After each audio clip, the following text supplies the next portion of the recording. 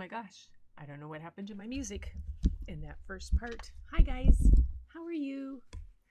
All right, I feel like I'm really echoey, and that's that. But hi everyone. It's very strange around here this evening. My husband came downstairs and said, "Did you feel that?" He thought there was an earthquake.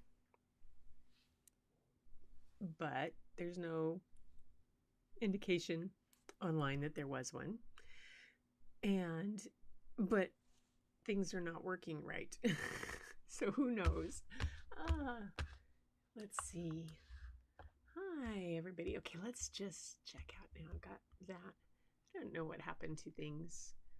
I was working on other things and I was listening to something else going on a training on learning some things. But anyway, hi, welcome. No, Aldo, I don't have anything for you. My little dog just came in looking for parts of my dinner. Oh, hi everybody. I hope you are doing well tonight. I'm Gretchen Shepherd, and welcome to Story and Art. Mainly story tonight, and I'm going to start with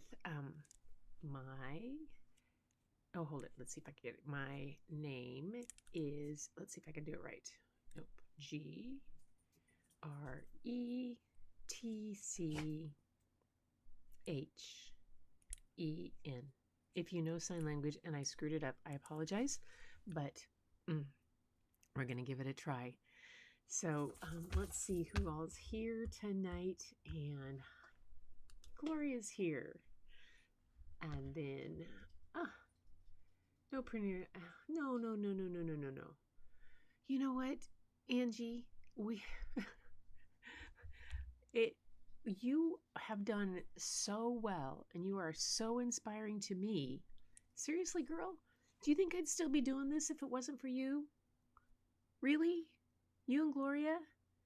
I mean, seriously, you have encouraged me every step of the way, and it's just phenomenal. Even when I was kind of working through and trying to figure out what I wanted to do and wanted to share, you patiently waited, and we get it all figured out. Tech is a nightmare. I'm going to be on a tech trial tomorrow morning for a virtual conference that I'm attending, and I volunteered to be one. They're doing a tech run through because I know how hard, food in my teeth, how hard it is.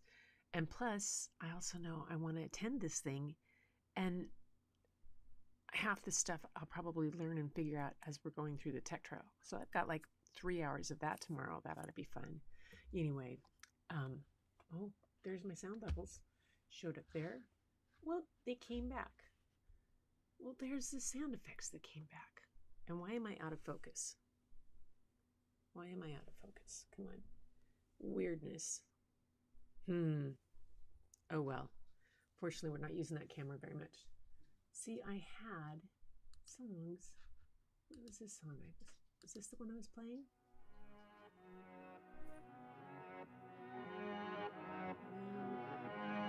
No, that wasn't the one. I had a really cool song. Oh well. I'll have it for another night. You do what you can for your premieres. Sometimes you make it, sometimes you don't. Sometimes you turn the camera on and all people see are your feet. And they end up sending you messages worrying about you.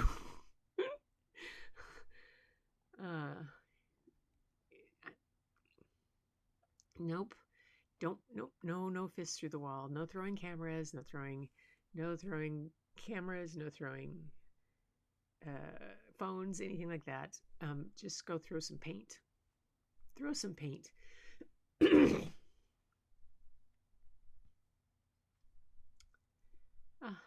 This is where you were when yeah, see?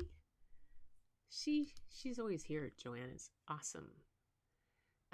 And you and Mike have both been sick, so Bob has not been completely. I did have a neighbor today send a message that they're gonna go and get us because we need Kleenex. Oh, gotta work. Yep, she's got to slow herself down. Joanne's here saying hi to Gloria. Gloria's saying hi back. Yes, you have friends to call and vent with. And I am just okay. For a photographer to be this out of focus is really frustrating. What's going on with this puppy? Why is it doing that? It's not working. Choose the autofocus method. I did. It's this. It's supposed to autofocus on my eyeballs. And we're just going to drop this. Oh, hang on. There. I had a light that was bugging it. I'm going to drop that. Maybe that's it. Oh, well. Janice is here. Yes. Read this. Angie, sometimes you got to stop and take care of you and let all the other stuff rest. Oh, hi. Janice is here. Joanne, yay. Deirdre, hi, Deirdre. Good to have you here. So, you guys, tonight in this story, like I said, I tried to do a sign in. The story, oh, this is perfect. Angie, you had all these trials today just for this, just to make this a perfect story. Because the name of the story is called A Place for Grace. Mic drop. Maybe the girl needs to give herself some grace and allow for being human. Deirdre's here. Everybody's all right. Everybody, you see?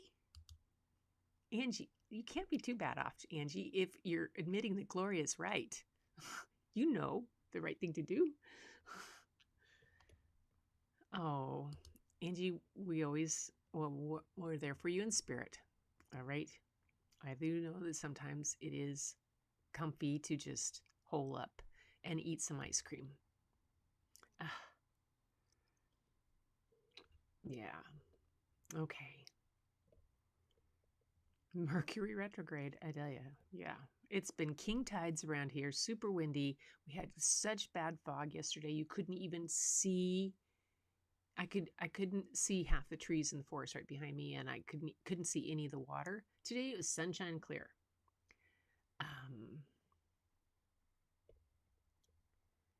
Oh, this is great. I used to do work. You used to do work for hearing impaired classes? Great. Oh my gosh. On my very first class that I ever taught was third graders, and one of the boys had been born with no ears. And he had had these a surgery done that they had done this implant. And he thought it was he could read lips really well.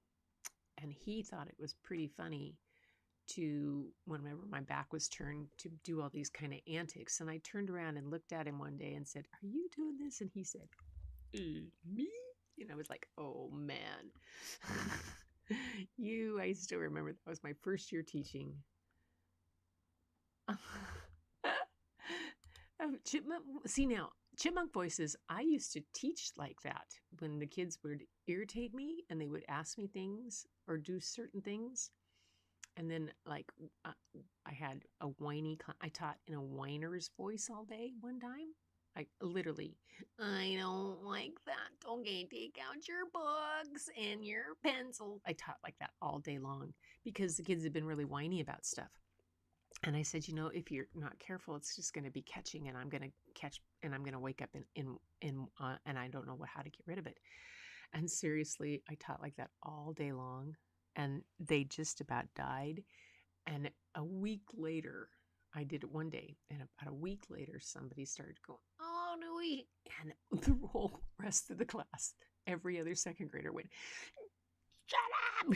Don't say anything. She'll do it again." Yeah. Those kids still remember that. All right.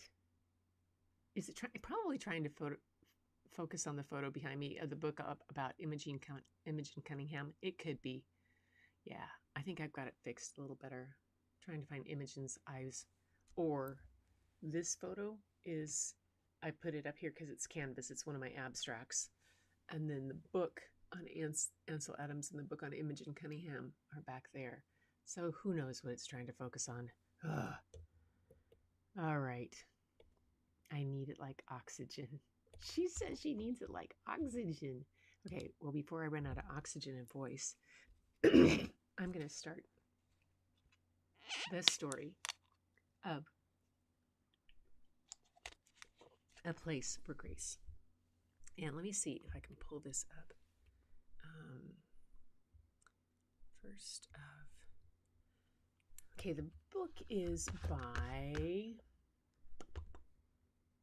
Here we go. Jean Davies Okimoto. And she is from Seattle. She has an American Library Association Best Book for Young Adults, Smithsonian Notable Book, Green Earth Book Award, Washington State Book Award, Next Generation Indie Book Award, International Reading Association Reader's Choice Award, and Children's Peace Book Award, and a Parent's Choice Award. She's really amazing. She has several books out. A book of poetry, if I remember right, also. And then the guy that's the illustrator, I couldn't find much about him. He's from Seattle too, Doug Keith. He did another book with Terry Colleen, who's also from Bellevue, from up near this, called Something Special, and then A Place for Grace. I could only find his Facebook or an Etsy page, like any other kind of art that he'd done, that he's doing now. He's not doing a lot of children's illustrations anymore, but anyway, her work is just, she's just a gem of a person, and just the work that she's done. Her books are pretty spectacular. So this book is called A Place for Grace, and it says, here's some of her other books. First off, her titles she's gotten when this was published, which was published in, I can't remember.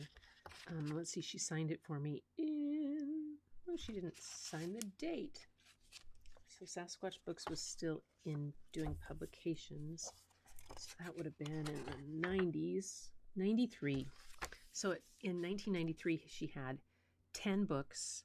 Her titles included Jason's Women, an ALA Best Book Award for Young Adults, Molly by Any Other Name, an International Reading Association Young Adult Choice Book, Take a Chance, Gramps, a Junior Library Guild selection, and her picture book, Blumpo the Grumpo Meets Arnold the Cat.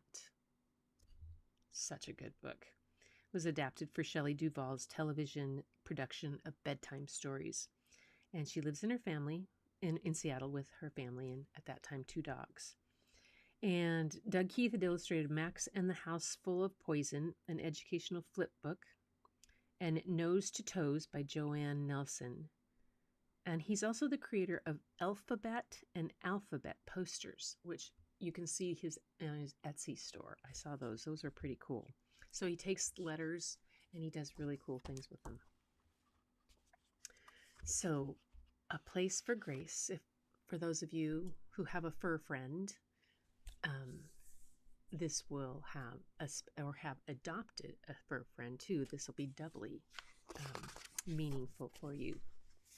A Place for Grace by Jean Davies Okimoto. Let me turn to the book. I'm not on the book. There I am.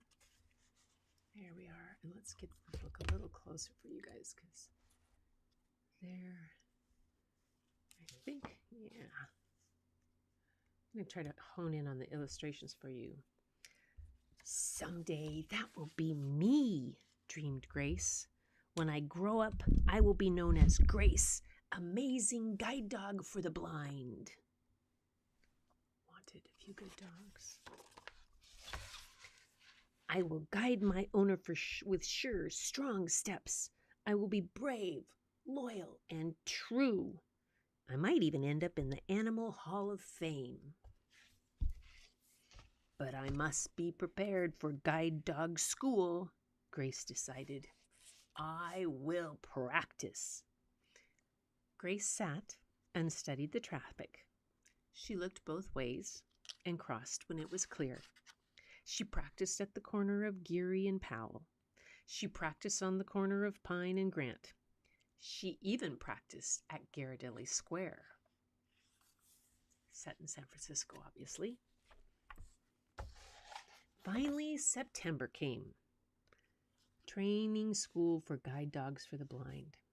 Finally, September came, and Grace was ready for school. "This is my big moment," she said to herself. Grace found a place at the end of the row. She paid perfect attention as the trainer read the roll.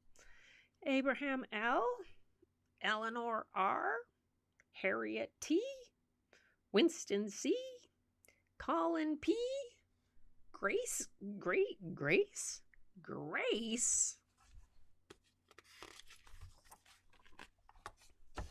The trainer marched over to Grace. "The students here all must be 20 inches tall. You, little dog, are much too small." Poor Grace.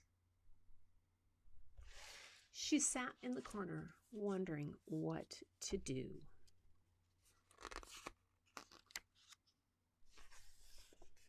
Suddenly, she heard the scream of a siren. Everyone stopped. Everyone except the boy with the ball. Grace leaped through the air and knocked the boy back to the curb. Safe! Grace didn't know, but someone special had been watching. "I must get that dog," thought the man named Charlie. But just as Charlie raced down the street, the animal control van appeared. Usually Grace was an expert at running away from the blue and white van, but not today. Charlie was too late, and Grace was caught. Charlie rushed to the office of the hearing dog program. "Mrs. Lombardi," Charlie signed, "today I saw a dog with the right stuff. She'll be a perfect student for your school, but she's landed in the pound." "Are you quite sure that she's hearing dog material?" signed Mrs. Lombardi. "From what I saw, I'd bet on this dog," he replied. "This is most unusual, Charlie, but I know you're tired of waiting for a hearing dog. I suppose we could give her a try." Mrs. Lombardi and Charlie went to the animal control shelter. They quickly found Grace and sprung her from the cage. Charlie held Grace. Grace licked his face. "I must say, it seems to be love at first sight," signed Mrs. Lombardi. "But it will all depend on how well she does in school." The next day, Charlie fixed Grace a nice big breakfast. She liked the breakfast, but most of all, she liked the man who talked with his hands.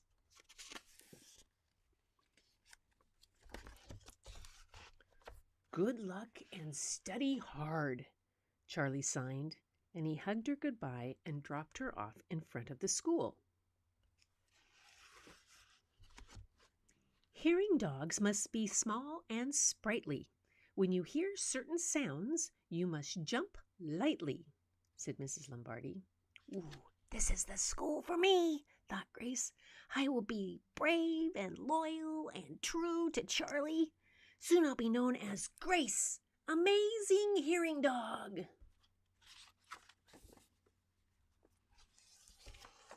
Wake Up was the first class. The dogs were taught to wake their owners.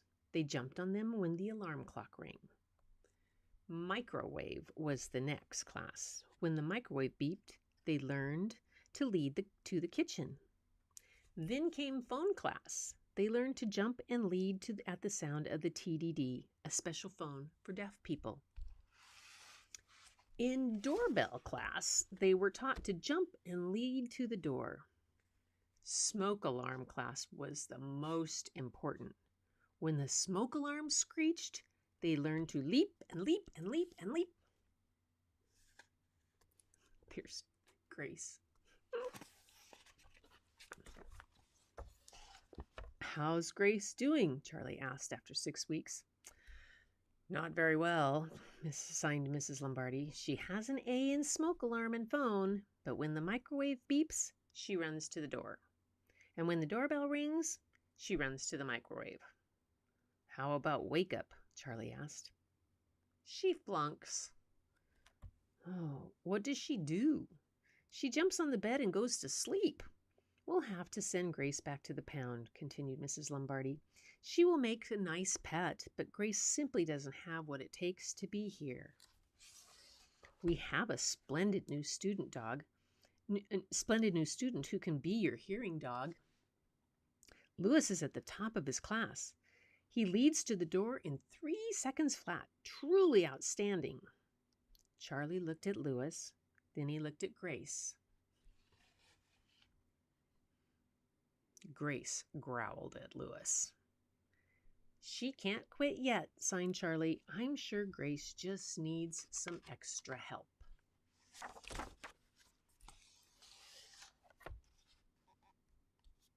Grace, this doorbell will never sound like a microwave beep, signed Charlie after he bought a gong from his friend Eric Eng. Grace listened carefully while Charlie bonged the gong. They practiced and practiced, then practiced some more. When Grace got it right, 96 gongs in a row, Charlie made a call on his special phone. Please, Mrs. Lombardi, he said, please come and give Grace another chance. This is highly irregular, Mrs. Lombardi typed back, but since you insist, I'll give her the test. Grace passed phone and smoke alarm. Then Mrs. Lombardi went to the kitchen and set the microwave. Beep, beep, went the oven, and Grace jumped on Charlie and led him straight to the kitchen. Next, Mrs. Lombardi went to the door and hit Charlie's gong. There was no mistaking the bong for a beep. Grace jumped on Charlie and then led right to the door. The last test is wake up, signed Mrs. Lombardi. Charlie got in bed. Mrs. Lombardi set the alarm. Ring, went the clock, and Grace jumped on the bed. Grace went to sleep. Oh, it's too bad Grace didn't pass, signed Mrs. Lombardi on her way out the door. But you can still have our top dog. Lewis, the best and the brightest. I'll never give up on Grace, signed Charlie. And the next day, Charlie called Mrs. Lombardi on the special phone. I bought a new clock, he typed. I'm sure now that Grace can pass. I hope this isn't a waste of time, signed Mrs. Lombardi as Charlie set the clock and got in bed. Ring, went the clock. Grace jumped on Charlie and licked his face. Charlie tapped the top of the clock. Grace snuggled next to Charlie and began to snooze. Charlie snoozed too. Ring, went the clock. Grace sat up and licked Charlie's face, and Charlie tapped the top of the clock, and they snuggled and snoozed some more. Ring! Grace sat up and licked Charlie's face, and Charlie tapped the top of the clock.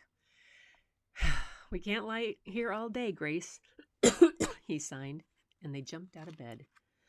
This is most unusual, signed Mrs. Lombardi, but Grace here seems to be a snooze alarm. I guess we can say she passed the class. Just a sec.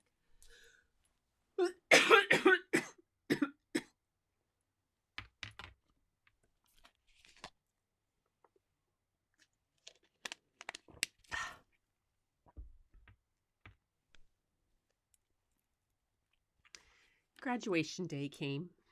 Grace sat on the stage with the rest of the students. She wore a bright orange coat that proclaimed they were hearing dogs. Everyone cheered and cheered. After the ceremony was over, the owners came up and got their dogs. Charlie held Grace. Grace licked his face. It's time to come home and take your place, Charlie signed. My official hearing dog, snooze alarm Grace. And that's the story of A Place for Grace. I really like it.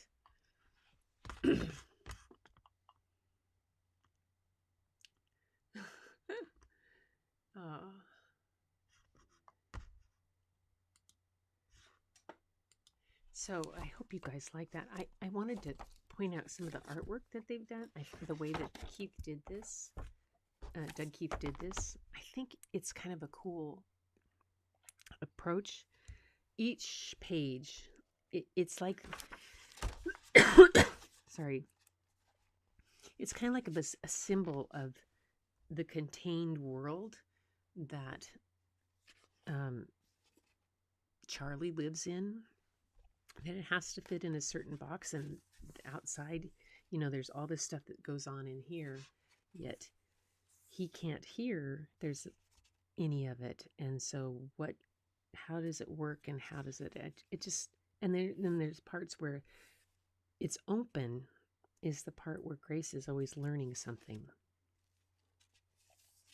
In and out. I just think it's a very cool, and the consistency of the colors throughout it. It looks like it was done maybe with acrylic, maybe not, or could have been done with some kind of a pencil. Yeah. Anyway, Grace is a great little dog. And it's apparently, I looked up this program, the San Francisco SPCA Hearing Dog Program, was canceled in like 2008. But before that time, it had graduated 35 hearing dogs every year and places them with hearing impaired people. All the student dogs are chosen from animal shelters in the Bay Area and beyond. That was what it was. I just thought that was a very cool program. It's unfortunate it was canceled. Who knows, maybe there's still other programs that have picked up. I saw that there had been a campaign in 2010 to reopen it, but I don't know if it ever happened. Anyway, so I thought it would be cool. Where did they go? There they are. So since this kind of book has this little type of things like this, I thought I would challenge everybody to take a small piece of cardstock or a piece of paper and in some way maybe draw your pet if you have one, or a favorite animal you remember, or something like that. Give it that contained kind of space and see what you can do for the whole type of thing that it has with it. I have to show you this at the beginning. I'll tell you a little secret. So at the beginning, there's the sound. Oh, at the beginning there was this. You don't need to hesitate. No, it's not too late, and I wouldn't go without you. I might be able to ease your mind. Yes, it's magic. Don't believe me, just watch me, watch ya. This unraveling thread ends in your defense. You don't even know me, and it makes no sense. But if you seek, you will find it. Yeah, I'm the king of second chances and one more tries. I give you love, you wanted nothing. It's chemical, hold on to something. We've got enough, so either way you don't need to hesitate. We'll pause it. Whew, there, I could figure that out. So this picture right here, that's on top of, I put on top of this video. I found the video on Canva, but this picture right here is a picture of my husband with our dog Aldo, and we were bike riding in a park in Everett. So I took this picture and from a small video, and I cut the clip out, and then I removed the background and put him in the video sitting right there as like kind of like the guy did in his book for Had His Grace.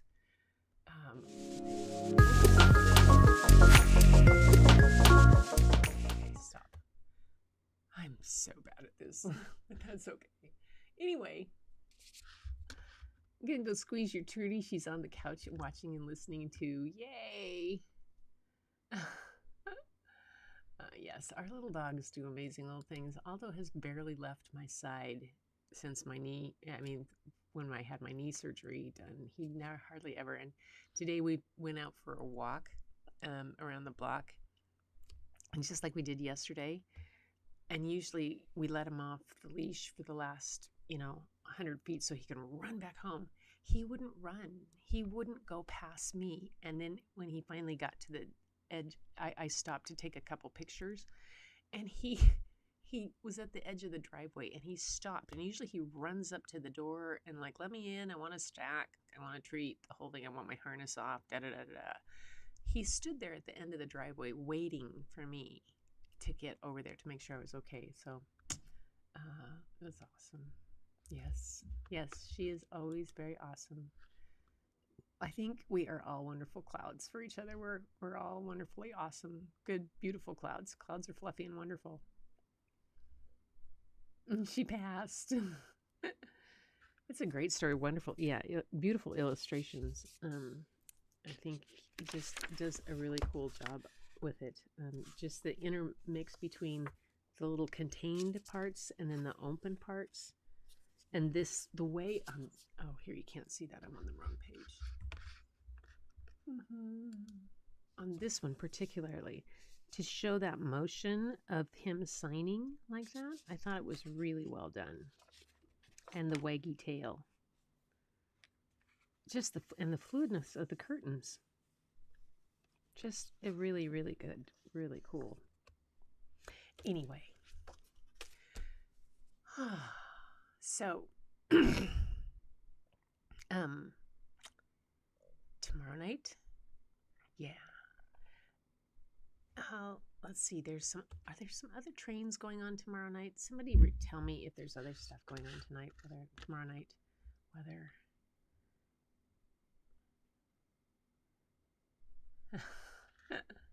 We all need this, I think. Sometimes we just need to. I had a golden, Suka, and he was in bed, and that dog wouldn't leave my side. Yeah. Oh gosh.